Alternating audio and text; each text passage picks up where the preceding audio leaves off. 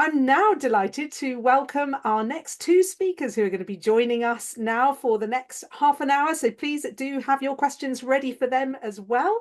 We're going to hear about breaking the bottlenecks, why AI ambitions fail without process confidence. So a warm welcome to David Barnes, who is head of business process management even at AstraZeneca, and also Alexander Trail, who is the Senior Account Executive for Northern Europe at GB Tech. Hello, both of you. Thank you very much for joining today. Hi, Georgina. Excellent. Well, I know that you've got some very exciting conversation between you, so I'm going to pass across to you now for your session. Tell us a little bit about what you're going to be showing and presenting. So yes, as you mentioned, my name is Alex Trail. I'm a Senior Account Executive for Northern Europe and joined today by David Barnes from AstraZeneca. And although Georgina gave us a very short introduction, I'll let David maybe say a bit more around his role at AstraZeneca and what they're working on within the organisation too, very briefly. Right, well, it's very nice to meet you all. So, yeah, as Georgina said, I work in AstraZeneca, which is a global pharmaceutical company where we push the boundaries of science to deliver life-changing medicines. And specifically, I sit in a business unit called Global Operations. So this is where we manufacture our medicines from around about 30 internal manufacturing sites. And we also partner with many external contract manufacturing organizations before delivering those medicines to our patients. So my role is head of business process management in operations. And BPM is how we know our business, run our business, and change and transform our business. So I'm very much looking forward to discussing this report with Alex and the audience. And I've already read ahead, and there are some very interesting insights. Yeah, absolutely. And so, as Georgina mentioned today, what we'll be covering. So today we'll be focusing on a recent report published by GB Tech. You can see on the right-hand side, the Process Excellence and AI Readiness Report. We will briefly go into the methodology behind the research, but we'll be focusing most of our time today on the dimensions of process excellence, which were a key theme and key finding from this piece of work, and the solution path to AI readiness as well. And we should hopefully have some time at the end of our 30-minute presentation to answer some of your questions as well. So a bit about the study itself. So we recently commissioned it of around 600 senior operational and business leaders. These were from different markets. You can see North America, Europe, and APAC included, with organizations of 500 or more employees. And we didn't just focus on one line of business or one industry. These respondents came from the energy sector, pharmaceuticals, telecoms, everything across the board, I should say, and from all different parts of the business, whether it be operations, compliance, IT, or change and transformation teams. And one of the major findings from the research, and this will come as no surprise to everyone in here today, is that the vast majority of organizations are planning or will be executing on major transformation programs over the next 2 years. And that within this, nearly 9 out of 10 of our respondees believe that without clear visibility of their end-to-end processes, these transformation initiatives and efforts were very likely to fail or not meet their original goals. So we can see, whilst many organizations are rushing into AI, we saw that about 90% weren't confident that their current approach, or they didn't have the foundational processes in place and the clarity they need in order to be fully successful in realizing their ambitions. But when we talk about process excellence, what exactly do we mean? Well, we've broken it down into these 6 different dimensions or aspects of process excellence: process maturity, process governance, alignment with enterprise architecture, embedding GRC into your processes and process management, automation readiness, and AI enablement. And we'll be going through each of these today, providing some high-level overview of what the research found, and then David will be giving his expert opinion on what he's worked on in the past and what is currently being done at AstraZeneca. So we will start with process maturity. So you can see nearly 8 out of 10 of our respondees came back to us and said that, to a large extent, they think their organizations are in some way guessing how their processes work. And this really isn't a surprise. You can see when we gave people the options, 6 different options of where they would categorize themselves when it came to this process maturity, less than 1 in 5 put themselves in that highest bucket of AI-powered process maturity, with nearly half, or nearly 40%, I should say, being in those bottom 3 buckets. So you can see a huge amount of work to be done for the vast majority of organizations. And I would like to hand over to David with this first question in, see what extent at AstraZeneca have you mapped your processes and how are you using them for transformation initiatives? Yeah, thanks, Alex. And the 6 dimensions, by the way, I think it's a really great model. But to answer this specific question, I mean, it's a simple question, right? So I'll give you a simple answer. But to warn you that there is a huge but coming in my answer. So the simple answer is that at AstraZeneca, well, we're a very process-driven organization. So process mapping is used to a great extent for transformation initiatives because process provides a common language so that colleagues from different functions, such as supply chain, quality, engineering, and IT, are aligned on how our business runs. So this is really important for business transformations because those colleagues need to be able to visualize what is the future state process, the future state cross-functional processes, which includes the technology and the key data. So to give you a real example, we have a big SAP program, like a lot of organizations, the S4HANA program. And in itself, this is an enormous business transformation, which is going to impact many parts of AstraZeneca. But fundamentally, this is driven by the design of hundreds of detailed process models. So this is really super important to know because without having this alignment on how people, process data, and technology are expected to work together in the future, how can the SAP project be scoped out and planned? And how can SAP be designed, built, configured? When it comes to testing, what are we actually going to test against? And even when we go live, how will people who are actually doing the work know what they need to do, when they need to do it, what the expected outcomes are, and what are the procedures and the technologies that they need to use? Well, it comes down to the process maps, the process models. So the philosophy is very much you map it once, but then you use it 1,000 times throughout the life cycle of transformation. So that's the simple answer. So now this is the but, because, well, actually there's 2 buts. The first one is that process mapping on its own is actually of pretty limited value unless it's part of an overall life cycle of process ownership and management.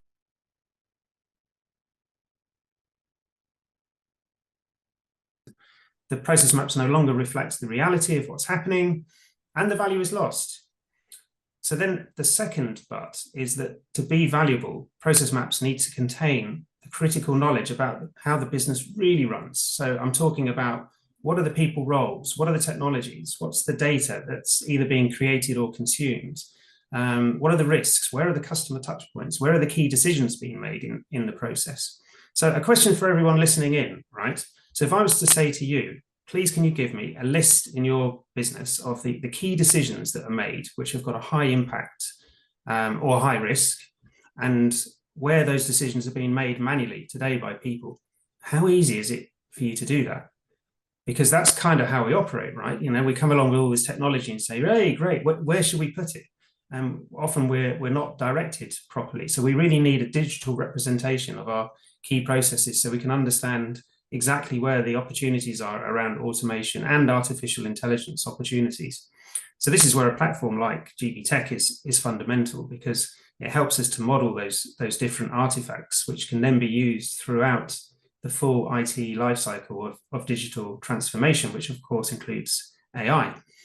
Because processes really are assets and they have a huge value to the business, but only if they're appropriately cared for, Alex. Yeah, no, absolutely. And that's one of the things we see more and more from organizations is having, the requirement of having those processes documented to be able to do that analysis and identify opportunities and priorities when it comes to those automation opportunities or to drive that digital transformation cycle. So yeah, great insights there, David. Thank you. Now, the second point of this process excellence graphic we have here is around process governance. So again, nearly 8 out of 10 of our respondees said that enterprise process visibility is being lost because of fragmentation caused by silos of ownership and different tools being used across the business. I think one of the stats we saw was that only 3 out of 10 of our respondees had stated their organization had a single connected source of process truth throughout the business, with others, the remaining 70% saying it was scattered on SharePoints, different tools, Word documents, or not documented at all. But the other side of this is in terms of the ownership of processes. And this is something, again, that there's a big grey area with organizations. Who exactly owns processes and is responsible for them? And you can see here, only about 20% of our respondees said it was processes were governed enterprise-wide with clear roles and accountability. So that means that 80% of those organizations weren't at this highest level of process ownership and how organizations should be owning their processes.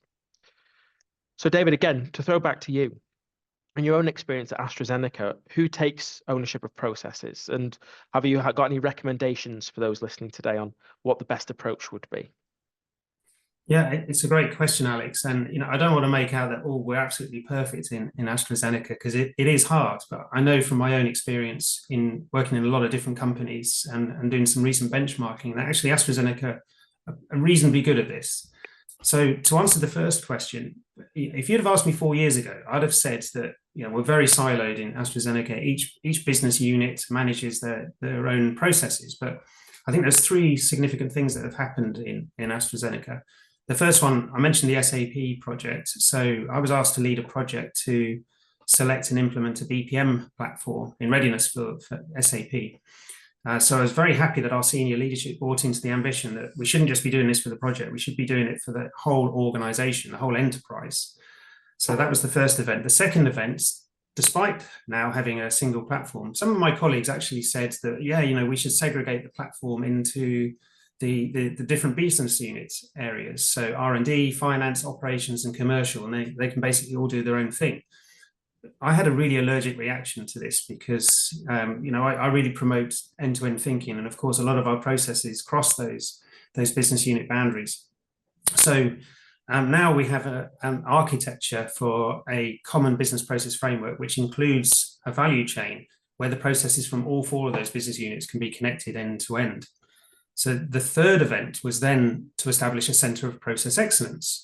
So I set this up initially to provide a service for the whole AstraZeneca enterprise by taking central ownership of the platform, but also providing good standards for modeling, training, and governance. So the question then, day to day, the ownership of processes, well, technically it sits in the business units and even within the business units, within functions inside those business units. So to a certain extent, we're still quite functionally organized, but there's much more of a culture now of end-to-end thinking. And we definitely encourage our process owners to collaborate when they undertake change and transformation. So to give you an example, in operations, we have about 50 business process owners in the global functions, and they own about 180 processes in total between them. So the process owners, they sit in global functions, but they have networks of change and transformation agents across the business, across those 30-odd manufacturing sites, for example, who can roll out those global processes locally, including technology and data aspects. But then they can also receive feedback in terms of issues and opportunities.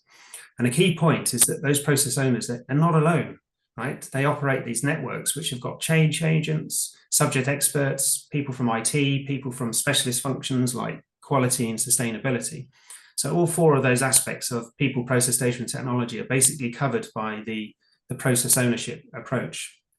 So then you also asked what my recommendation is, which is really tough, right? Because every business is different. But I think in general, I'd say 3 things, right? And these are, I've brought my magic wand. So these are magic wand things, okay? Because I appreciate saying these things is a lot easier than being able to do them. So I'm going to wave my magic wand. The first thing to happen is that you know what your key processes are that you need to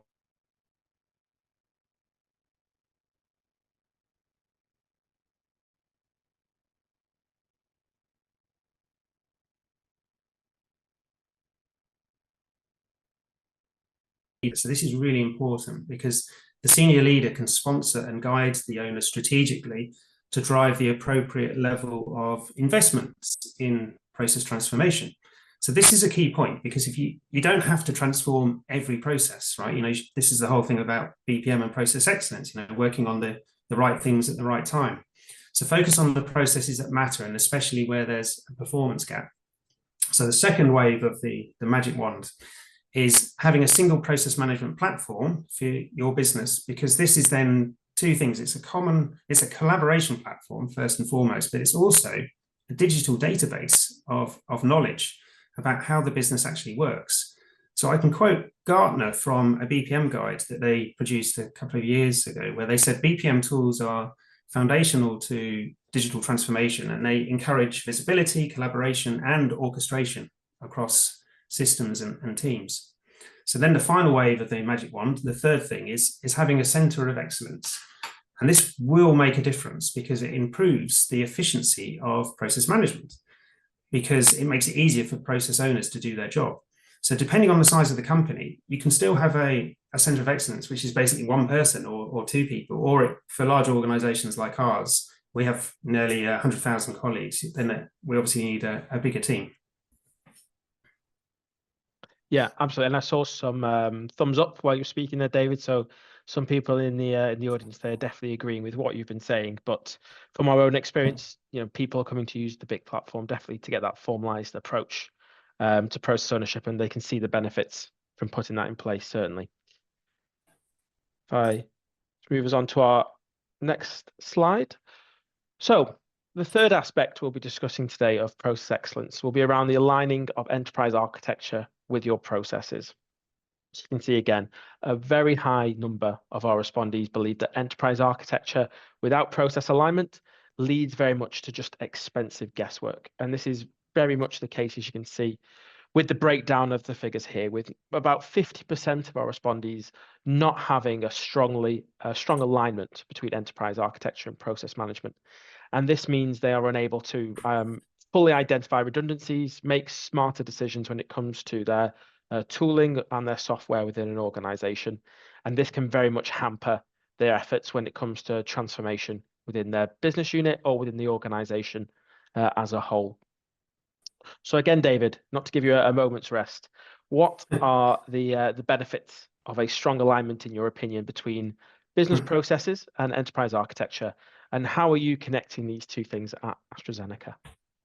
Yeah, this is funny. This question comes up everywhere I've ever worked. I think this one's come up. It's a great question. In this answer, I'm going to talk about the business and IT, which I don't like talking about them as separate entities because, we're all the business, really, aren't we? But to make it simple, the IT think in terms of capabilities and the business think in terms of process. And this confuses people. What's the difference? So I try to simplify this by explaining that basically a capability describes what a business wants to be able to do, but it doesn't say how it's going to achieve it. Whereas a process will give the how by describing the sequence of tasks, including the people roles, the technology, and the data that achieves the outcome. So as an example, you might have a capability which is product development, and the individual processes will include things like product design and product testing. But so what? Why do we even care that there's a difference here? Well, there is a difference, okay, because that's how IT work and the business work with processes. So we have to have a strong alignment. And the reason is because if you don't know how specific capabilities connect with different business processes, it's very challenging then to ensure that there's alignment between the investment decisions that are made in IT and making sure that those investment decisions deliver on business goals. Because, how can you effectively deliver an IT change without knowing which processes are going to be impacted and what that impact is going to be on the people, the process, the data, and technology. So in AstraZeneca, we have a single enterprise architecture tool, and this is only something that's come in relatively recently. We haven't always been like this, but it's made a big difference now, where we've got the organizational capabilities are defined, but these capabilities are then linked to specific business processes in our BPM platform. So then basically, thanks to having the language of process, it means that everyone can talk the same language across both the business and IT, Alex. Yeah, absolutely. And obviously the massive focus with automation and AI at the minute, this is only an alignment that's going to need to go closer and closer to be effective moving forward as well, from what we're hearing from our own customers. Now, embedded GRC. So this is the fourth element aspect of our process excellence framework. So again, a huge number of our respondees, over 80%, gave the opinion that GRC should be embedded from process design through to execution, rather than just being a tick box exercise at the end of this process. However, we can still see a huge chunk of our respondees don't practice what they preach. We can see whilst the majority of organizations do involve compliance, risk and audit teams, throughout the process cycle, over 30%, or nearly a third of our respondees said there wasn't this consistent involvement by these teams. And this is opening them up to a lot of risks and potential pitfalls during these transformation efforts. So again, David, great to hear your thoughts on why do you think it's valuable for involving enterprise risk from the beginning stages of process design? And how do you think are the best ways both GRC and process teams benefit from this collaborative approach? Well, in the first question, I think the key word there is outset, because if you wait until the end of process design before you think about risks and controls, there's a really strong likelihood that you're going to have to rework the processes, which is then going to impact the timeline and the cost and potentially the reputation of the projects that you're working on, because people hear about these things. Wow, they got to the end and they had to redo all the processes. So the later you discover the need for a new control in the process, the more expensive it becomes. So I think then the collaborative approach, when designing a process, it's definitely best practice to try to involve subject experts who've got the knowledge of the risks for that process, so that when you design the process, it can be designed to mitigate those risks proactively from the start rather than reactively. Yeah, absolutely. You don't want to be having to revisit old ground when issues come out later down the works. That will slow down your projects, initiatives, and maybe even lead to very negative consequences for you as a business. Now, on to our penultimate portion of the process excellence framework, which is automation readiness. So just under half, as you can see, of our respondees said they were encountering difficulties when trying to automate processes. And this is very much hampering their ability to deliver the operational value that they've suggested is possible through these transformation initiatives. And on this next slide, you can very much see why. That nearly half of these organizations aren't consistently and regularly using processes to inform workflow execution or automation execution.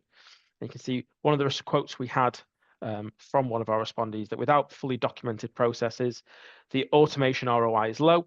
And unless you have that high level of good bedrock of process excellence, you're never going to see the figures that you see software vendors put on their banners of 200-300% ROI, because you are building on leaky foundations, essentially.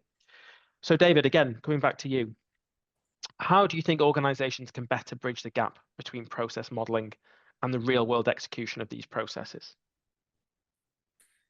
Yeah, thanks. And I was slightly distracted there because I was just reading the analogy from Diane on the BPM being a vehicle, but which is a great analogy. But yes, to answer the question, the first thing is the process modeling standards, because if you model processes that are really high level and they don't have any of the details that you need that I mentioned before, applications, interfaces, data, etc., then you can't bridge the gap without basically remodeling the process. So definitely take a digital first approach when it comes to modeling. So model that to-be future state process that assumes that those new technologies are in place. So very much, the what, not the how. So for example, step 3 is a decision that's going to be made by agentic AI, and step 4 in the process is then going to be a human in the loop that validates that decision. So then what you need to add is the detail onto that the IT people, the business analysts, the data analysts need to know, so that they can then build, test, and implement digital data solutions. Because obviously just saying this step is going to be AI is that's not giving them a lot to go on, is it? You need to know, well, what's the criteria? What are the business rules? What's the data? Is there actually a data quality standard? And then connect that to the process, because then the process glues all of that critical information together and gives context for the people in IT who are actually implementing this technology. The second thing is then to provide those processes, once you go live, obviously, to the people who are actually doing the work, and use a platform that makes it easy for them to execute the process. So this is typically taking them step by step through the process to help them to understand what they need to do, when they need to do it, and what the expected outcomes are, and then which technologies and data that they need to use. So if you're using systems like SAP, then generally those systems will take care of that real world execution because the workflows are built in. But then outside of these monolithic ERP systems, there's still a significant percentage of processes that exist. And how do those get executed? Well, I bet you it's email and spreadsheets. That's normally the case, right? Which is when you get a lot of variation and inconsistency and knowledge in people's heads and all that stuff.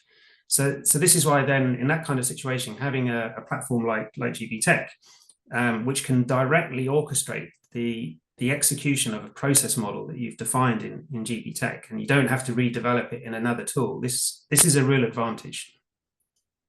Yeah, absolutely. That ability to save time, not having to remodel the same process in multiple different systems, to move between theoretical and the real world, is definitely something our customers find really useful. And I know you've mentioned AI a few times, David, so I think that brings us some nice foreshadowing onto our final element of our process excellence framework, is AI enablement. So you can see here the overwhelming majority of those that we've surveyed are going to be, saying that AI needs to be put in place and that within their businesses. However, that it needs this structured and governed processes to deliver the maximum value, and that without this structured, governed processes, they're not going to have the effect that a lot of organizations think they're going to have in delivering these transformative efforts or this potential cost savings, boost to productivity that we all anticipate AI can generate. And as it says at the top, AI is only as good as the processes it's based on. So final question from me, David, for you. How have you seen process management evolve, throughout the course of your career or in recent years? And do you believe it's becoming more and more important in the age of AI? Yeah, massive evolution of process management, especially in recent years, because we're moving away from the sort of traditional human-centric process on focus on process documentation and compliance, and we're moving much more towards technology and AI-powered processes now. So leveraging things like predictive analytics, automation, process mining. So in terms of the relevance of process management in the age of AI, well, it's funny because, believe it or not, AI has actually been around for decades. Because I even majored on AI in the final year of my computer science degree back in the day, back in the early 90s. And at the time, AI was pretty much theoretical because we didn't have processing power, storage capacity, the data wasn't available that we have today. So it was a great theoretical exercise. And since then, I've gone down the process excellence route in terms of my career. So I find it quite amusing now that AI has returned with a vengeance, and I've actually realized that all the stuff I've been doing around process excellence is actually really beneficial, because AI needs process as much as process needs AI. Because there's a real danger, and not just with AI, with all technologies. If we just throw technology into the business and hope it sticks, then quite often it underachieves and we miss opportunities. So I've always advocated a process-led digital and AI transformation approach. And here's why. The first reason I think is really around process management. Like Diane said, it can help to identify which processes and precisely where in those processes AI can improve performance in a way that aligns to business goals. So you've heard the cliche, how do we make the boats go faster? Well, is there any point doing lots of work and transforming a process that ultimately doesn't make the boats go faster? The next challenge is AI, the delivery of that change, and from how we work today to the new way of working.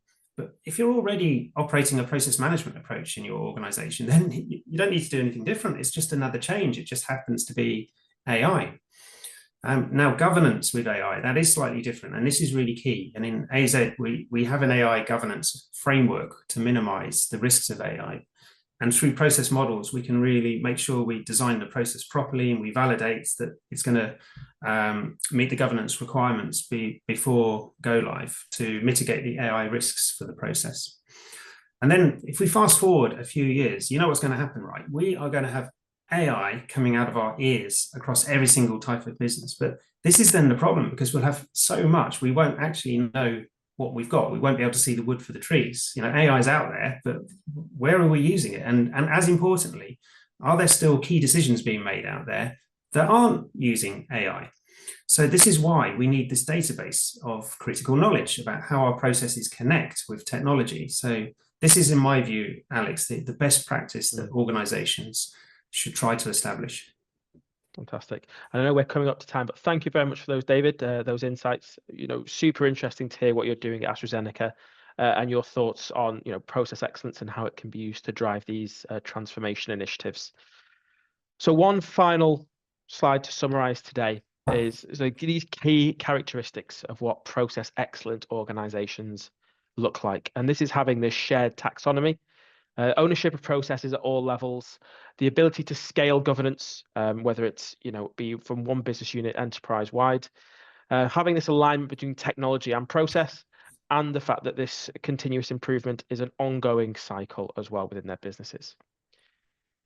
If you are interested in learning a bit more around our paper, you can see a QR code on the screen now. If you scan that, you will be taken to the page to download the full report with full details, more information and insights from David in there as well as some other experts in the field. But I know we are at time, but happy to answer any questions if there are any, Georgina. I know we don't take too much longer.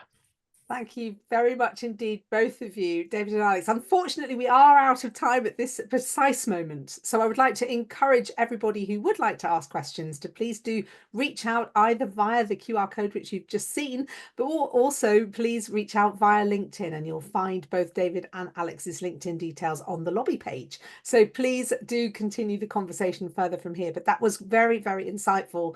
And thank you so much for sharing your experiences, David. It's great to bring it to life. Much appreciated. You're very welcome, Georgina. Thank you. Thanks, everyone. Thank you. Bye.